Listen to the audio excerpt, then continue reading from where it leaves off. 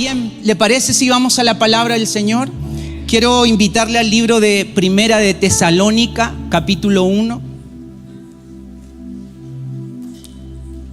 Primera de Tesalónica, capítulo 1.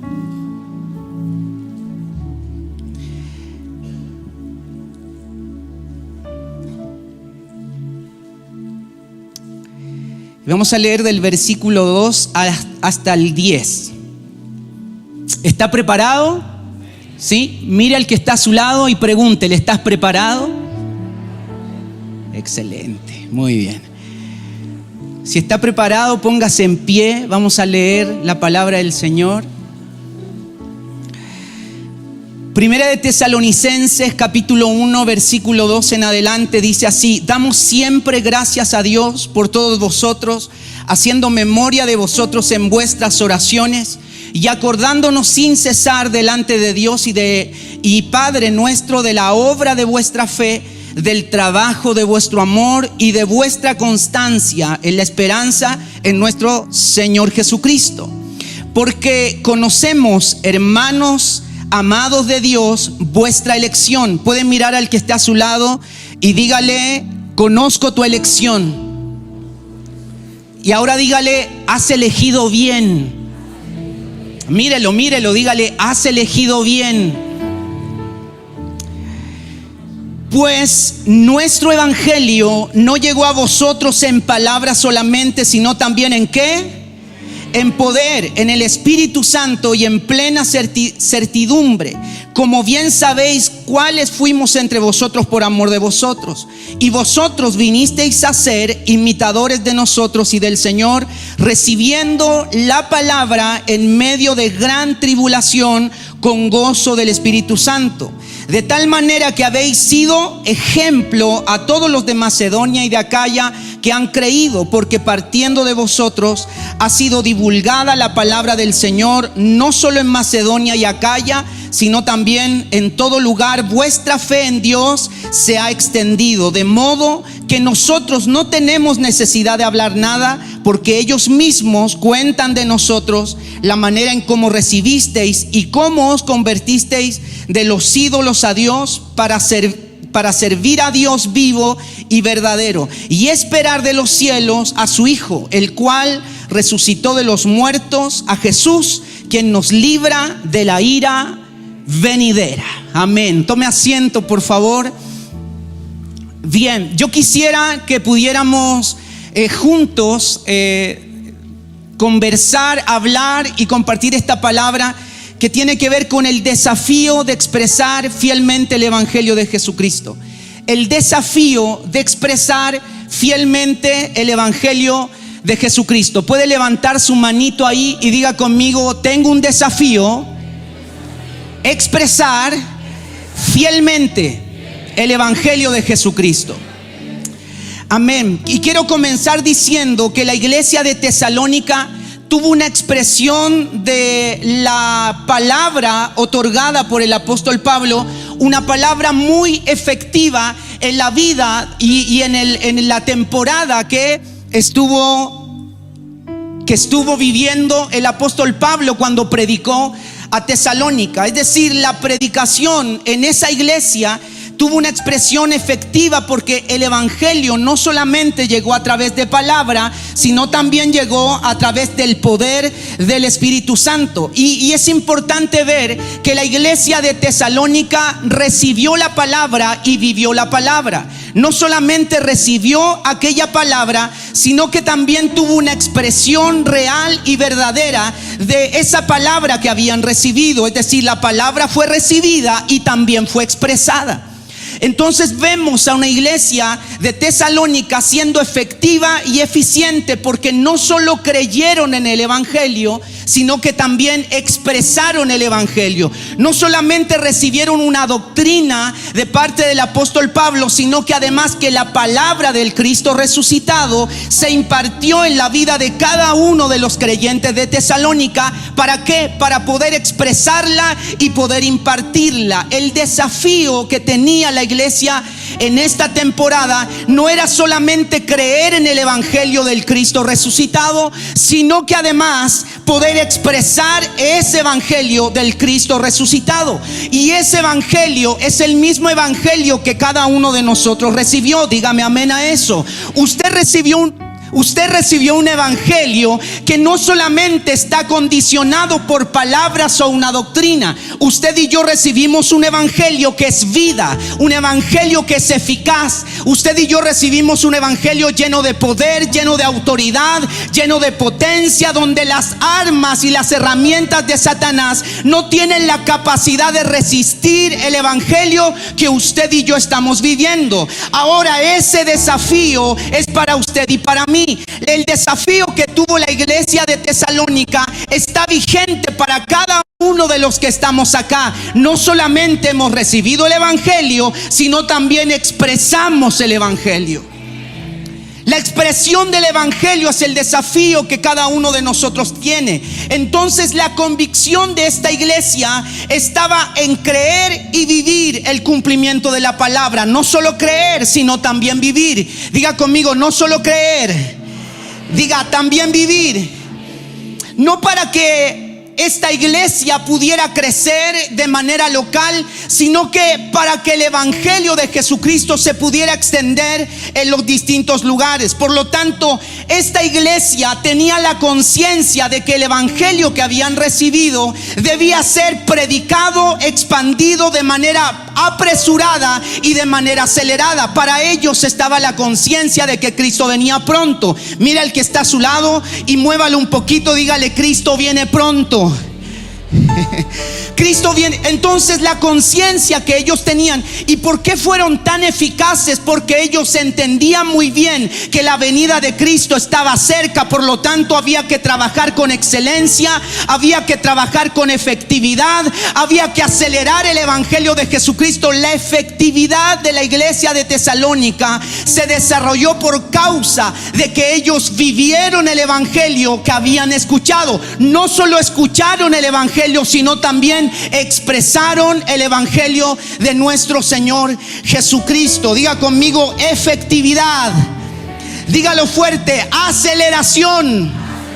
Si hay algo en esta generación que debemos hacer urgentemente, es predicar el evangelio de Jesucristo de manera acelerada. Y cada uno de nosotros tiene el tremendo privilegio de expresar la naturaleza de Cristo. Cada uno de nosotros tiene la posibilidad de expresar al Cristo manifestado. Ese Cristo que se metió acá adentro a través de la escritura, usted y yo también lo podemos expresar. Por eso la Biblia dice que usted y yo somos luz para el mundo. Es decir, anunciamos el evangelio de Cristo y también expresamos su naturaleza.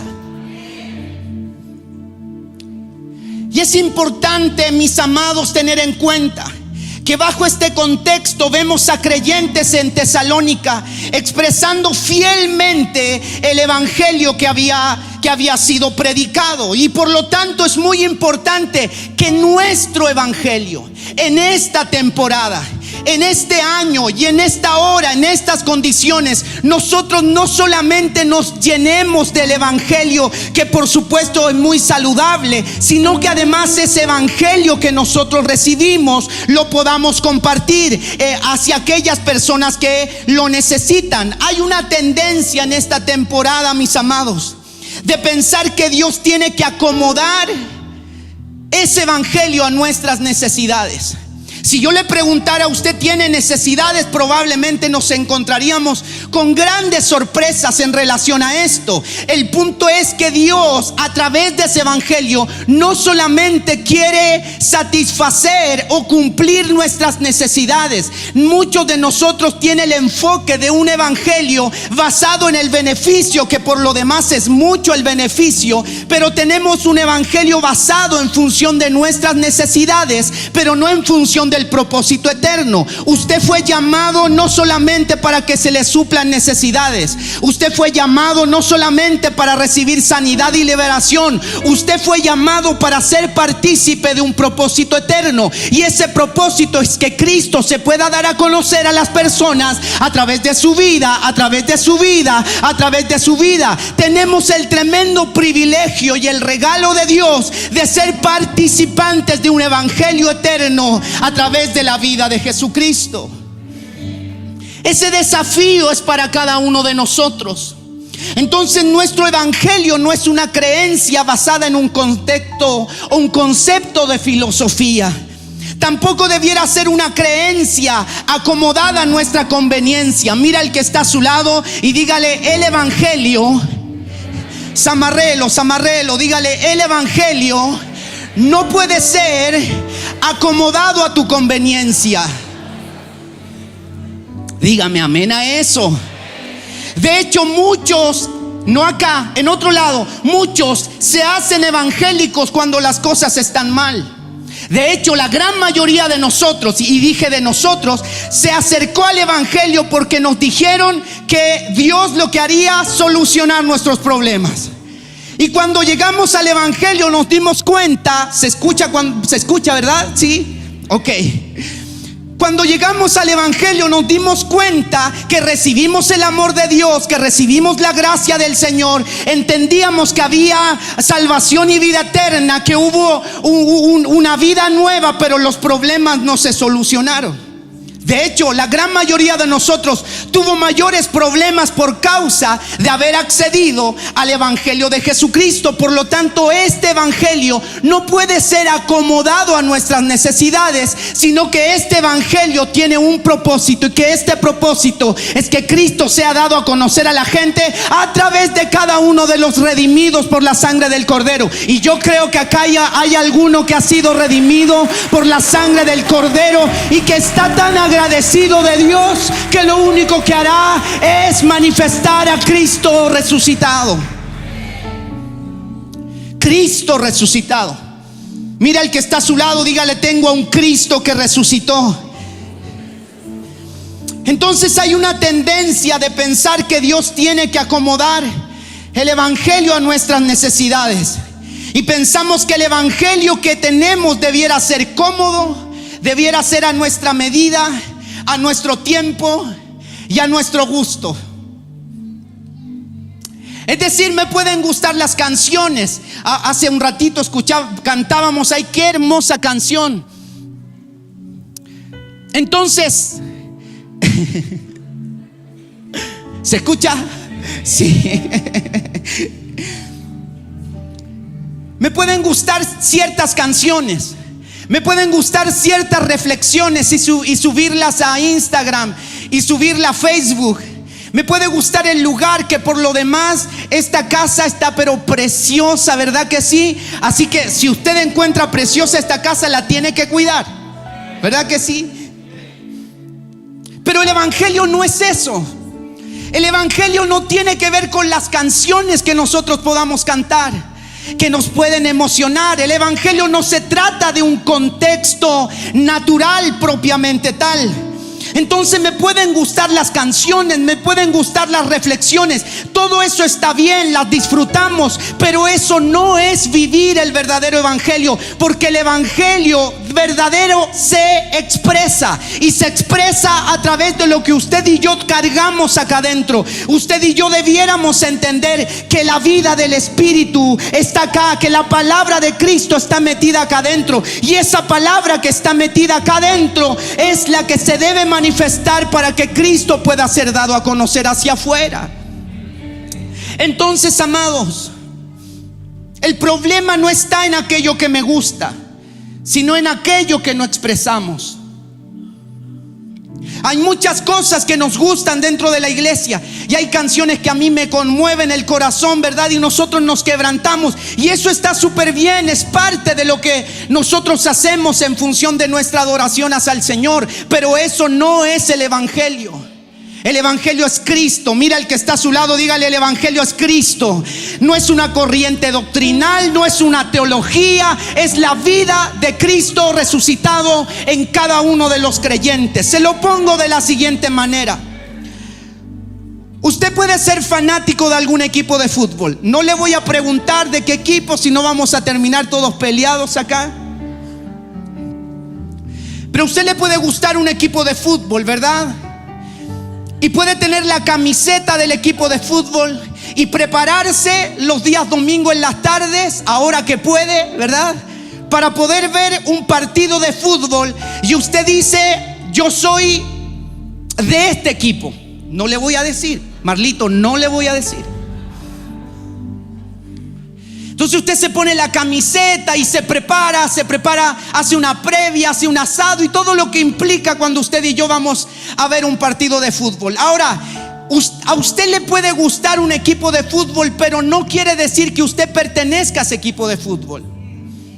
Es decir, la única manera que usted y yo tenemos para dar evidencias de que pertenecemos a un equipo de fútbol es que tenemos una credencial que dice socio de, y que está el número. Y esa credencial, no me muestre la credencial, amado. Esa credencial a usted lo habilita para entrar a cualquier partido de fútbol en el estadio de su equipo favorito. Y es más, hay muchos que se inscribieron para ser socios de ese equipo de fútbol y que tienen un asiento reservado con su nombre. Ahora, si a usted le gusta un equipo de fútbol y no cuenta con esa credencial, por más que usted diga que es de ese equipo, usted no lo es. ¿Por qué le digo eso? Porque nosotros podemos cantar, nosotros podemos adorar, nosotros podemos saber la Biblia y sabernos textos bíblicos, y que todo eso está bien, pero todo aquello que nosotros sabemos no es una garantía de que usted y yo seamos. Podemos saber mucho pero ser poco. Muchos de nosotros sabemos demasiado pero expresamos poco. Pero esta es una generación, y yo estoy convencido de eso, que es una generación no solamente que sabe Biblia, sino que expresa la vida de Cristo en todos los lugares donde está. Alguien tiene que decir amén a eso. Usted y yo somos aquellos que tenemos el privilegio de poder expresar la naturaleza de Cristo. No solo sabemos, sino también expresamos. El desafío de expresar fielmente el evangelio de Jesucristo.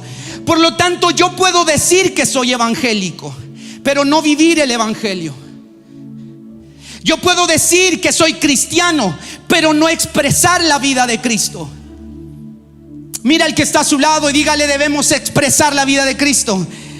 Lo que hace que nuestro evangelio sea completo no es solo decir que somos cristianos o que vamos a la iglesia, sino que además decir que soy cristiano, pero también vivir conforme a aquello que usted y yo estamos creyendo. El evangelio completo se vive y se expresa. Levánteme su mano ahí y diga conmigo: el evangelio se vive y se expresa.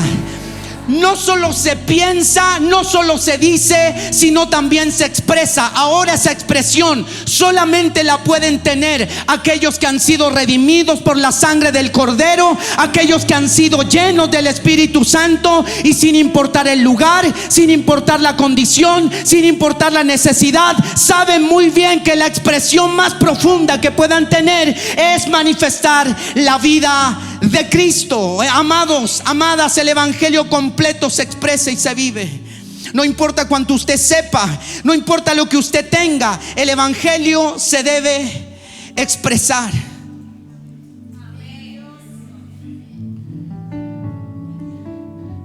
Mis amados, ese es el desafío para cada uno de nosotros, que podamos expresar un evangelio.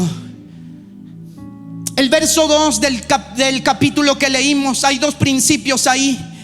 Y solo a modo de introducción, el apóstol Pablo dice: damos siempre gracias a Dios. ¿Cuándo damos gracias a Dios? Siempre. Y vemos en él una actitud de gratitud. su gratitud frente al testimonio de aquellos que expresaban fielmente aquel evangelio. Damos siempre gracias a Dios. La palabra gracia es y da el sentido y tiene una derivación de la palabra que significa bien favorecido. ¿Ha sido bien favorecido por el Señor usted? Entonces la palabra gracia es una derivación de una palabra que significa bien favorecido, que a su vez se desprende de la palabra que significa conceder gratuitamente perdón y rescate. Es decir, cuando el apóstol Pablo dice damos siempre gracias a Dios, la conciencia del apóstol Pablo no es por razón de la bendición que recibió, sino por el entendimiento de la obra de Cristo. Nosotros generalmente somos agradecidos por lo que el Señor nos da, y que eso está bien. El hecho de que usted y yo agradezcamos por las bendiciones, por el trabajo, por la familia, que podamos agradecer al Señor por todo lo que el Señor nos ha otorgado, eso está muy bien. Pero de nada sirve el hecho de que nosotros seamos agradecidos si no tenemos el entendimiento que la gratitud no es un momento. La gratitud debiera ser continua. Entendemos que estamos favorecidos por Dios y ese favor es de manera continua, no es un momento.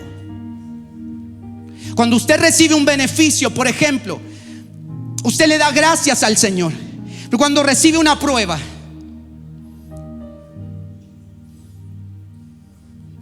gracias, Señor, porque me has bendecido. Pero cuando hay un diagnóstico adverso, entonces el apóstol Pablo dice: yo doy gracias porque hay una iglesia que es efectiva a pesar de las condiciones que están viviendo. La Biblia señala que, o los escritores señalan que en este periodo en donde él escribió a los tesalonicenses, la iglesia estaba siendo perseguida. Es decir, el evangelio que la iglesia de Tesalónica vivía no era cualquier evangelio. Ellos tenían que expresar una naturaleza en medio de las circunstancias adversas que estaban viviendo. Pero las palabras del apóstol Pablo fueron: siempre damos gracias a Dios. Y usted y yo debiéramos rescatar este principio para nosotros. Debiéramos dar gracias a Dios en todo tiempo, en los buenos tiempos y en los malos tiempos, en los momentos de prosperidad, pero también en los momentos de necesidad. Cuando nosotros estamos bien, pero cuando las cosas no van tan bien, de la misma manera usted y yo debemos ser agradecidos con Dios, porque ser agradecidos con Dios es una evidencia de la naturaleza de Cristo gobernando acá adentro. Usted y yo debemos ser agradecidos en todo tiempo. Esto es parte del evangelio. Es parte de lo que nos toca vivir. Me recuerdo de un momento, una persona había sido diagnosticada de cáncer. Vivía en la isla de Lemuy, en Chiloé. Y me llama, me dice: pastor, necesito hablar con usted. Tenía más de 60 años y había ocultado su enfermedad durante muchos años. Y la única manera de sobrellevar esta enfermedad era tomando medicamentos sin que su esposa supiera. Y me dice: pastor, necesito conversar con usted. Por supuesto, cuando le diagnosticaron esta enfermedad, yo fui donde él. Y me recuerdo que él estaba postrado en su cama. Y me dice: ¿sabe qué, pastor? Yo quiero arreglar todas las cosas antes de irme con el Señor. Tengo arreglado todo lo que implica eso. Le pedí perdón a mi esposa por cosas que yo hice. Le pedí perdón a mi hija. Nuestra herencia ya está todo arreglado. Pero tenía una cosita con usted. Yo quiero resolverla. Mire, no me gustaba mucho su doctrina, pero usted era íntegro. Y yo quiero pedirle perdón porque tuve cosas en mi corazón. Y no me quiero ir de acá, de esta tierra, sin antes resolver mi asuntito con usted. Me quiero presentar delante del Señor sin manchas ni arrugas. Y me dice: tengo mi guitarrita acá. Nos pusimos a cantar: cuán gloriosa será la mañana cuando venga Jesús el Salvador. las Naciones Unidas como hermana. Bienvenida daremos al Señor. Y mientras cantábamos, Él se quebrantaba, pero Él levantaba sus manos en medio de su enfermedad y decía: gracias, Señor, por todo lo que me has dado. No voy a negar tu precioso nombre en medio de mi enfermedad. Los últimos días de mi vida agradeceré, porque aunque yo he sido infiel, tú has permanecido fiel. ¿Sabe la enseñanza que me entregó este varón? Que en todo tiempo tenemos la posibilidad de adorar a nuestro Señor, no solo en los momentos buenos, en los momentos más complejos de nuestra vida. Puede salir desde lo más profundo de nuestro espíritu una adoración delante de la presencia de nuestro Señor. No hay argumentos que nos limiten poder tener un corazón de gratitud. Sea agradecido. Damos gracias a Dios en todo tiempo. La gratitud, mis amados, es el resultado de entender la obra de Cristo en nuestra vida. Si usted no ha entendido la obra de Cristo en su vida, probablemente no agradecerá, porque no le permitirá ver aquellas cosas que el Señor nos ha otorgado. Pero si usted y yo tenemos a Cristo metido acá adentro y somos gobernados por su palabra, usted y yo podremos ver hasta en los más mínimos detalles el Señor se ha manifestado con su amor y su gracia.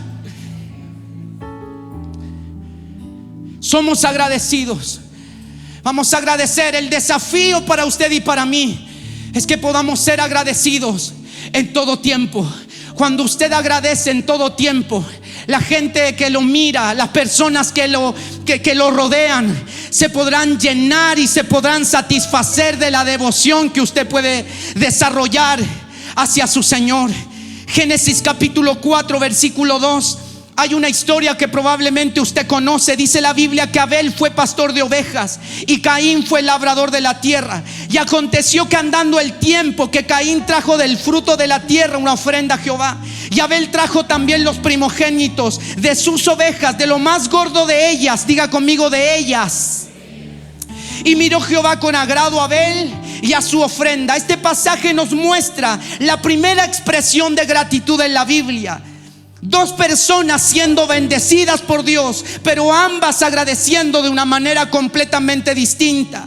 Ambos dando a Dios con una intención completamente diferente. Y el problema que tenemos en esta generación es que podemos ver la bendición de Dios, pero honrar a Dios de manera completamente distinta. Y se lo digo de la siguiente manera: tenemos motivos para agradecer de lo que Él nos ha dado, pero no tenemos gratitud para dar lo que Él se merece. Motivos para agradecer hay muchos, pero el hecho de que hayan motivos para agradecer no significa que usted y yo demos lo que Él se merece. Te damos gracias, Señor, por todo lo que nos has otorgado. Pero cuando Dios trae una demanda sobre nuestra vida, nosotros generalmente no le damos lo que Él se merece.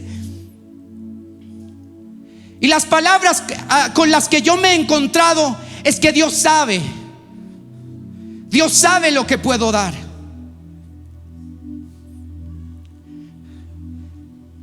Es que me cuesta, es que no puedo, pero Dios me ama.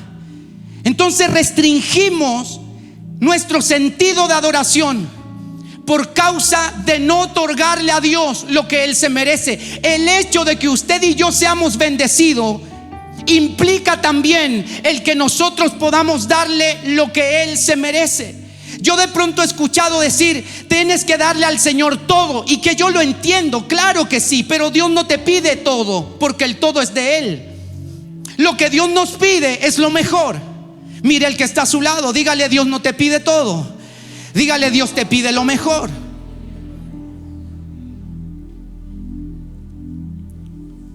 Entonces, como nosotros estamos acostumbrados a acomodar el evangelio según nuestro propio consentimiento, entonces adoramos a Dios. Es fácil adorar al Señor cuando las cosas están bien.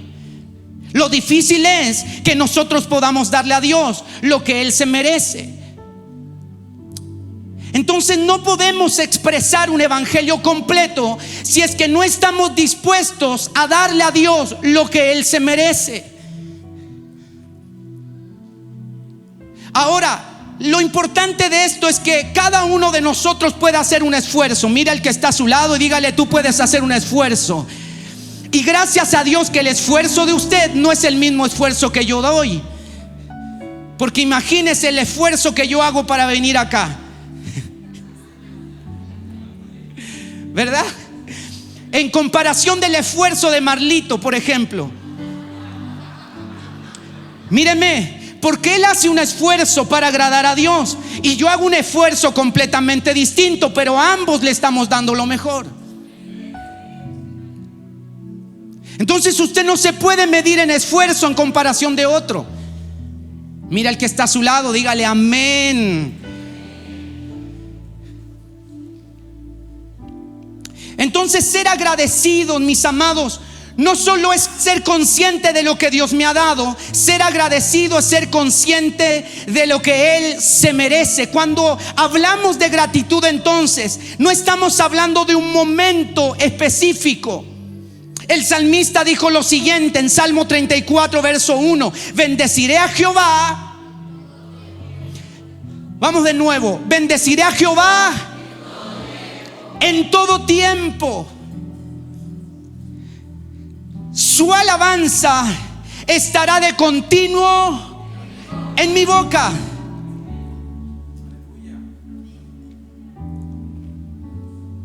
Hace un tiempo atrás, unos cuantos años, nosotros estuvimos en una de las cárceles más importantes de Argentina. Fuimos con el director del Instituto Bíblico y algunos alumnos. Y me recuerdo que entramos a un recinto donde habían 200 reos. Mi corazón palpitaba, usted no sabe cómo. Y yo decía: ¿y si alguno de ellos se desclava de la cruz, Señor?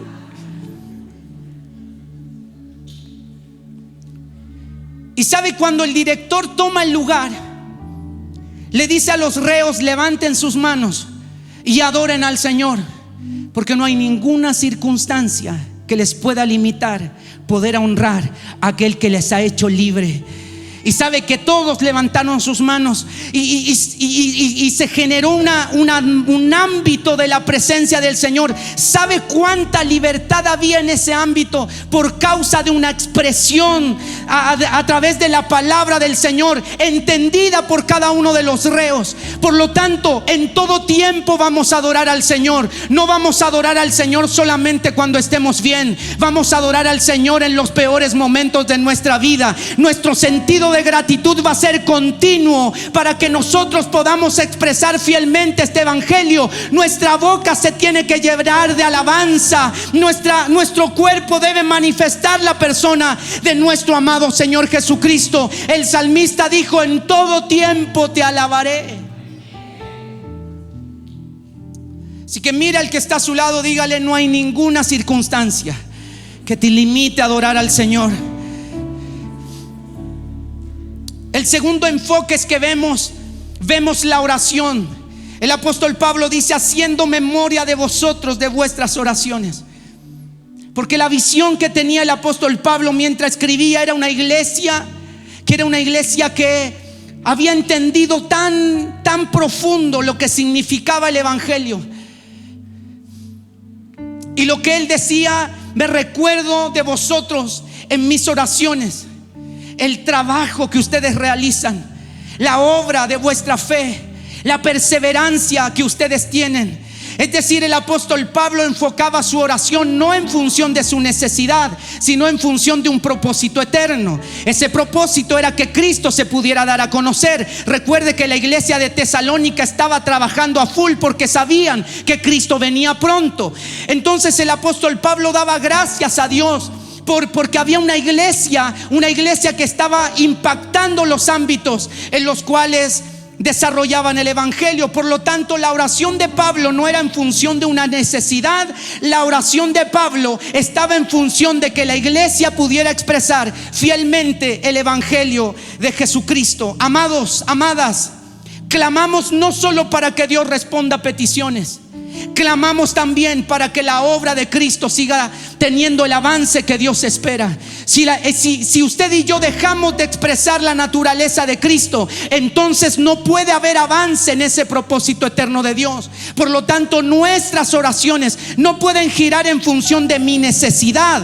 Nuestras oraciones deben girar en función de un propósito mayor a nuestra necesidad, y ese propósito es que Cristo se ha dado a conocer. Yo le pregunto a usted, ¿ha sido bendecido? ¿Cuánto ha sido bendecido? Ahora le voy a preguntar otra cosa. De todas las bendiciones que usted y yo recibimos, ¿en cuántas de ellas hubo perfeccionamiento?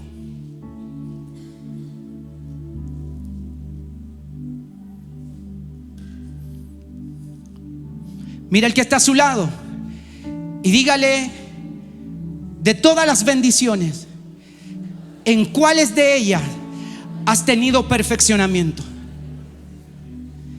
Ahora respóndale.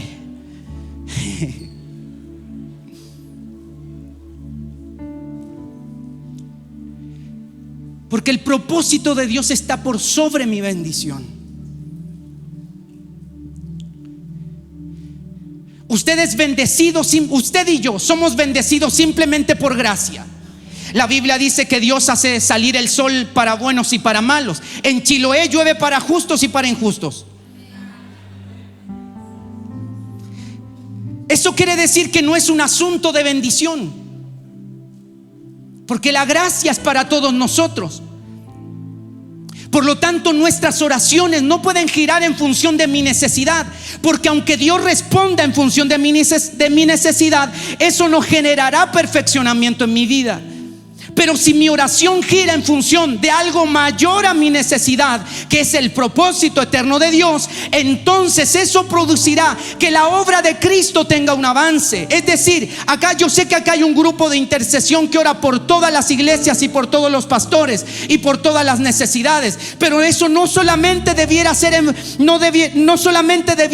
algo que el equipo de intercesión realiza, sino de todos los santos. Todos nosotros debiéramos orar continuamente, no para ser bendecido, sino para que exista un avance en el propósito eterno de Dios. Por lo tanto, ¿cuándo fue la última vez que usted oró para que el avance de la obra de Cristo no se detuviera? Usted conoce la historia cuando Pedro y Juan sanaron al cojo de nacimiento, y dice la Biblia que hubo un hostigamiento en contra de los dos discípulos. Y es interesante ver que en medio de ese hostigamiento, la iglesia de aquel entonces no oró para que Pedro y Juan salieran de esa situación.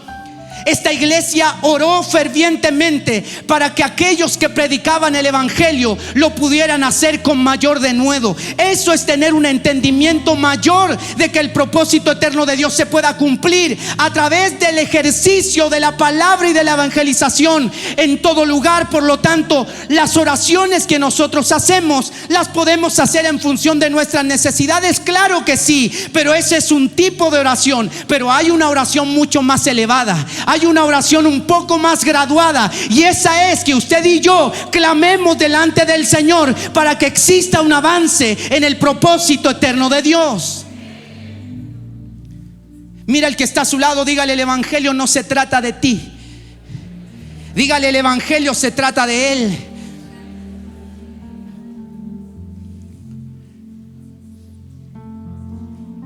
Nosotros hemos girado en un evangelio basado en función de nuestras necesidades, con pensamientos humanistas, poniendo al hombre en el centro del propósito de Dios. Y usted y yo ya lo sabemos, se nos ha enseñado una y otra vez. El centro del propósito de Dios no es usted, no soy yo. El protagonista no somos ninguno de nosotros. Y yo quiero pedir perdón porque en algún tiempo también prediqué eso y dije de que usted era protagonista de esta nueva generación, pero yo públicamente puedo decir que estaba completamente equivocado, porque el protagonista no es usted ni soy yo. Acá hay un solo protagonista que se impartió en cada uno de los creyentes, y cada uno de los creyentes tiene una porción de la vida de Cristo para ser manifestada en los ámbitos donde está.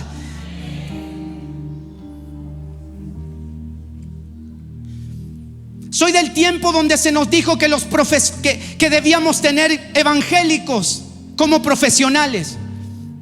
Yo sé que esto ahora no es un rollo, solamente lo menciono para poder dar un ejemplo.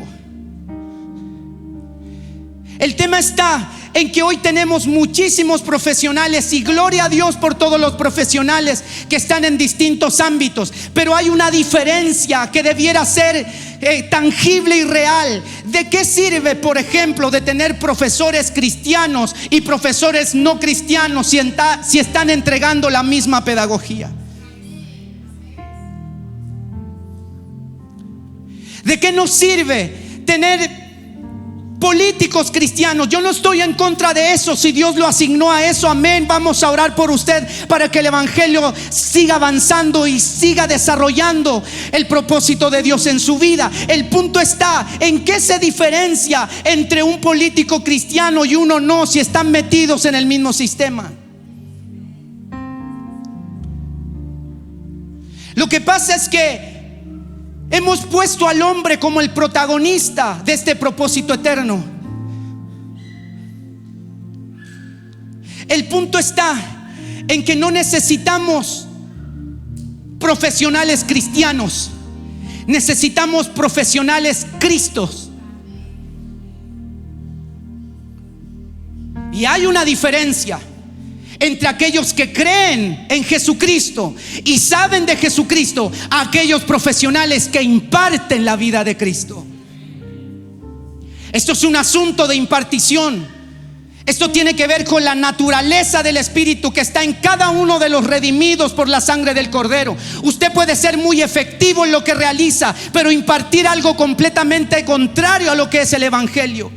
Pero nosotros fuimos llamados para impartir desde las distintas plataformas, que cuando un profesor se pueda parar delante del aula, no solamente enseñe matemáticas y lenguaje, sino que además pueda impartir a través de su lenguaje, puede impartir la naturaleza de Cristo. Y eso se puede producir en la medida que entendemos que hay un propósito mayor que nuestra propia realidad, y ese propósito es que Cristo se ha dado a conocer a los hombres. Es que cuando el médico no tenga un diagnóstico claro, tal vez no tenga el diagnóstico, pero puede impartir una porción de la vida de Cristo. Diga conmigo, hay un desafío. Diga, impartir la vida de Cristo. Yo sé que esto usted lo entiende, porque hemos aprendido una y otra vez acerca de la impartición. Usted y yo solamente podemos dar de aquello que tenemos. Y si usted y yo tenemos una medida de Cristo impartido acá, entonces no hay absolutamente nada. No hay necesidad, no hay problema, no hay situación difícil que le pueda impedir el que nosotros podamos impartir la naturaleza de Cristo. Tenemos un gran desafío, amados, amadas, poder expresar fielmente el evangelio de Jesucristo.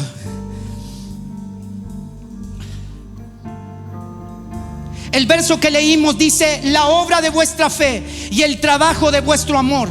Mira el que está a su lado, dígale: has hecho un muy buen trabajo. Una de las características de esta iglesia de Tesalónica era su trabajo expresado con amor.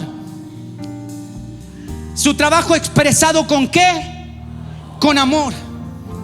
La palabra trabajo en el original es labor, y da el sentido de alguien que tiene sus fuerzas reducidas por causa de un corte que a pesar del dolor no se detiene. La palabra trabajo, lo voy a repetir, da el sentido de alguien que tiene sus fuerzas reducidas por causa de un corte que a pesar del dolor no se detiene. Y la palabra amor del texto que leímos es ágape, y da el sentido de alguien que participa de un festín de amor. Yo se lo voy a traducir versión José Ampay. el esfuerzo que realizan, aunque por causa del dolor produce que las fuerzas estén reducidas, ustedes no se detienen, porque el dolor para usted es un festín de amor. Se lo voy a repetir: el esfuerzo que cada uno de ustedes realiza, aunque por causa del dolor produce que las fuerzas estén reducidas, ustedes no se detienen. Dígame amén a eso, porque el dolor que ustedes padecen es un festín de amor. Y esto es tremendo, amados, porque su palabra dice que muchas son, pero de todas ellas les librará Jehová. Míreme. Usted hoy puede estar en medio de tribulaciones. Usted puede estar en medio del quebranto. Usted puede estar en momentos completamente difíciles y tal vez nadie se puede poner en su lugar, pero eso a usted no le puede impedir el que pueda desarrollar el propósito eterno de Dios de manera eficaz y eficiente, porque lo que usted porta no es algo exterior. Lo que usted porta es la vida de Cristo metido acá adentro, y no hay nada por fuera que pueda impactar su vida por causa de lo que usted tiene acá adentro. Por eso usted puede estar en medio de las cárceles, pero en medio de las cárceles expresar un cántico nuevo delante del Señor. Es por eso que usted puede estar lleno de cadenas, pero las cadenas se constituyen como panderos delante de la presencia del Señor. No vamos a renegar en contra de su nombre por causa de lo que a usted y a mí nos toque vivir. Vamos a adorar con todo nuestro corazón, porque aunque estemos debilitados en nuestras fuerzas exteriores, por dentro el dolor es motivo de un festín de amor. Vamos a padecer todo lo necesario con el fin de manifestar el amor que tenemos hacia aquel que nos cambió, hacia aquel que nos redimió. Hubo uno que dio su vida por usted y por mí, y eso es motivo de gloria, eso es motivo de honra. Usted no se puede detener. Usted no se puede detener. Ah, pastor, pero es que usted no sabe lo que yo he padecido. Probablemente no, pero el mismo Dios que nos ha sacado de las tribulaciones a nosotros es el mismo Dios que lo puede hacer contigo. Por lo tanto, no importa, aunque este cuerpo exterior se va desgastando, el del espíritu se va renovando cada día. Por lo tanto, amados, resista. Y mientras está en medio de tribulaciones, no deje de predicar el Evangelio Santo. Porque mientras usted está predicando pero está debilitado, las fuerzas del Señor se renuevan cuando usted comparte la palabra del Señor. Y pareciera que hay una fuerza interior, pero ese es el Espíritu Santo que está gobernando lo de adentro. Por fuera es un caos, por fuera usted está padeciendo, pero por dentro usted tiene una vitalidad de manera impresionante. Usted se desarrolla en el propósito eterno de Dios y usted tiene fuerzas como las del búfalo. Usted no se detiene por causa de las situaciones superficiales. No se detenga en el nombre de Jesús, porque aunque estén pasando por medio de tribulaciones, los periodos de dolor para nosotros constituyen un festín de amor. Padecemos por causa de aquel que nos amó. La gente te juzga, te critica, la gente te violenta, pero para usted y para mí hay algo mucho más profundo. Manifestamos a Cristo y este resucitado. Que no haya nada por fuera que pueda impedir aquello que Cristo ya hizo acá adentro. Él te hizo nueva criatura. Él te ha renovado las fuerzas. Él te ha dado una nueva naturaleza, una naturaleza espiritual. Por lo tanto, ni la vida ni la muerte te pueden separar del amor de Dios que es en Cristo Jesús. La vida de Cristo se metió acá adentro para que usted aprenda a resistir. Póngase en pie, amado, amada. Y esta palabra es para alguien que tal vez vino cansado, que tal vez quiere abortar el propósito eterno por el cual fue llamado. Pero yo traigo una palabra sobre ti, para decirte que esos tiempos complejos puede que Dios los resuelva, pero si aún no los resuelve, la vida de Cristo está gobernando acá adentro. El Cristo resucitado se metió acá adentro y nadie puede cambiar esa realidad. No dejes de expresar el evangelio.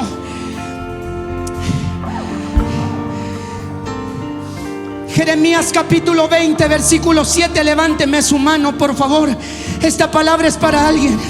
Me sedujiste, oh Jehová, y fui seducido. Más fuerte fuiste que yo y me venciste. Cada día he sido encarnecido, cada cual se burla de mí, porque cuantas veces hablo, doy voces, grito, violencia y destrucción, porque la palabra de Jehová me ha sido para afrenta y escarnio cada día. Y dije: no me acordaré más de él, ni hablaré más en su nombre. No obstante, había en mi corazón como un fuego ardiente metido en mis huesos. Traté de sufrirlo y no pude. Jeremías, siendo agobiado por causa del evangelio, pero en él había algo mucho más profundo que la realidad superficial que estaba viviendo. Él entendía muy bien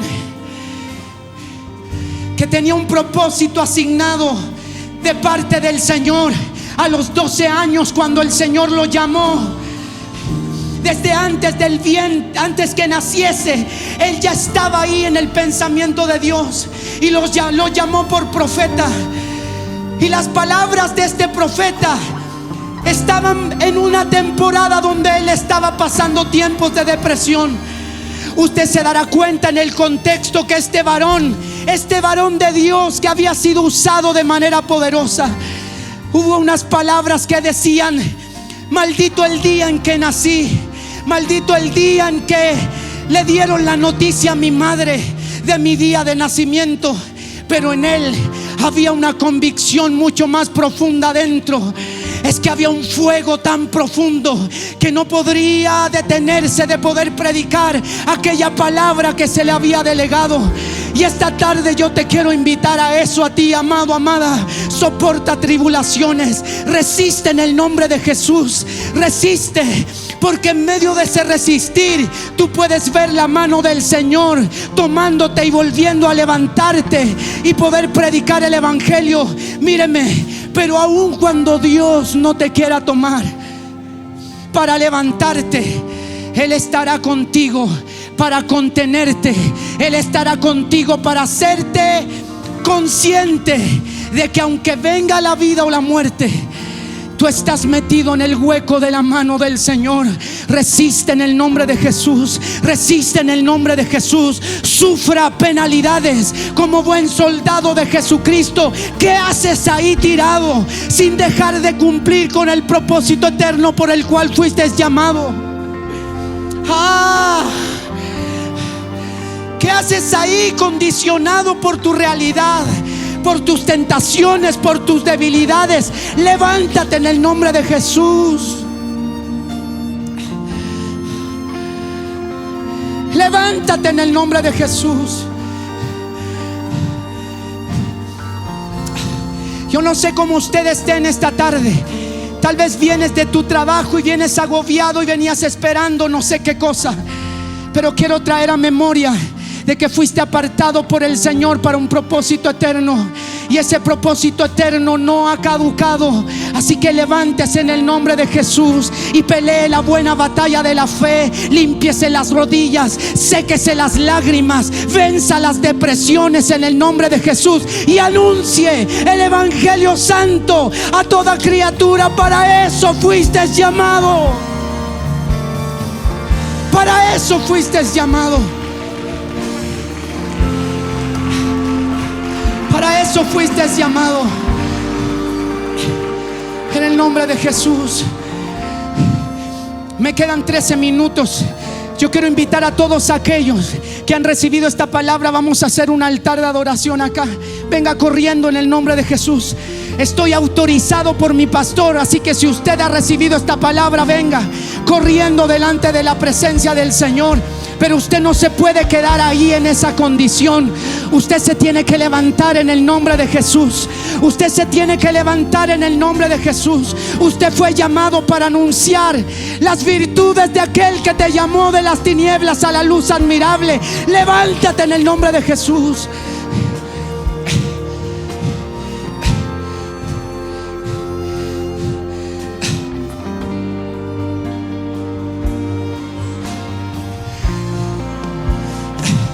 Levántese en el nombre de Jesús. Levante sus manos y dígale: Señor, yo estoy aquí. Estoy cansado, estoy agotado, pero no he perdido la fe. No he perdido la fe. Estoy angustiado, pero mi fe sigue vigente. Mi fe sigue vigente, porque mi fe no está basada en las bendiciones que pueda recibir. Mi fe está basada en el entendimiento de en quién estoy.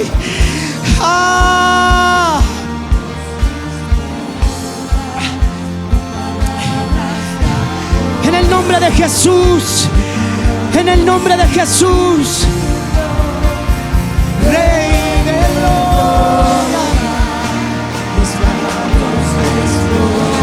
En el nombre de Jesús, ¿qué haces ahí?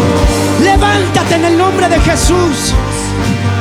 Hay mucha carrera por delante. Hay gigantes que debes derribar en el nombre de Jesús. Hay gente que debe ser alcanzada por tus palabras, por tus testimonios. Hay gente que debe recibir una porción de la vida del Cristo resucitado que está metido adentro.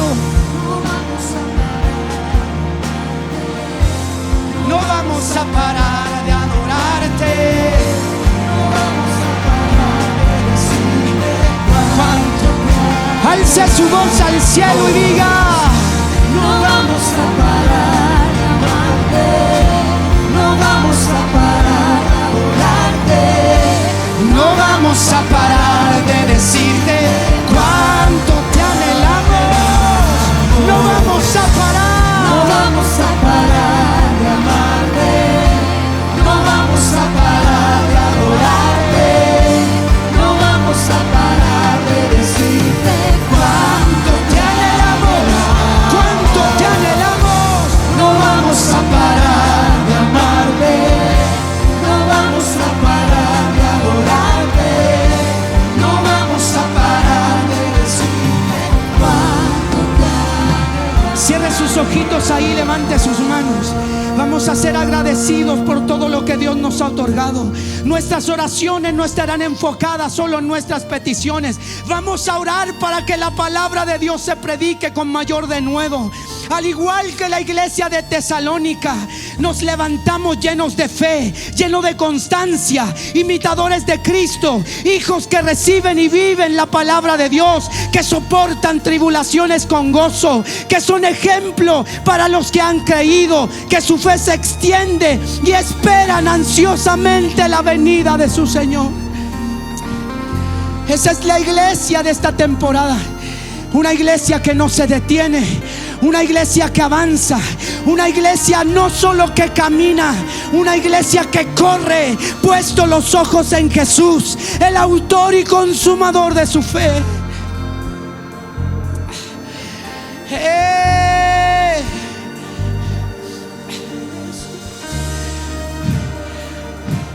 Espíritu Santo, así como llenaste a los discípulos de la primera iglesia, de la misma manera oramos para que tu Espíritu Santo renueve nuestras fuerzas, renueve nuestras fuerzas, renueve nuestras convicciones.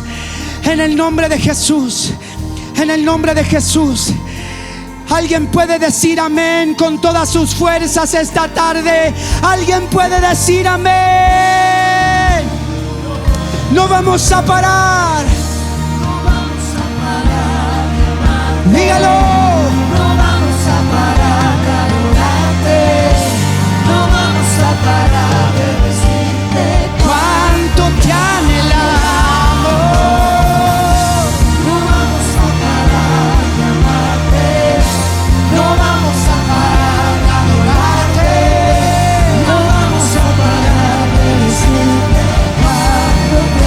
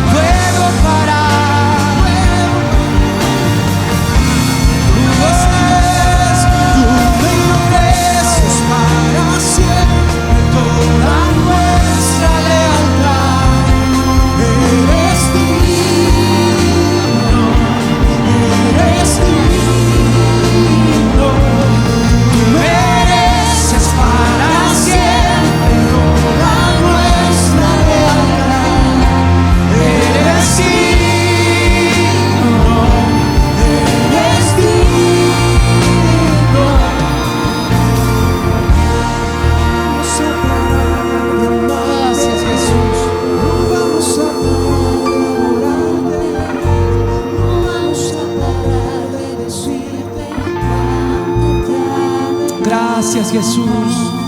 Puede darle un aplauso fuerte a su Señor. Y mientras le aplaude, dele gracias. Dele gracias al Señor. Dígale: estoy persuadido por ti, Señor. En el nombre de Jesús. Amén. Amén.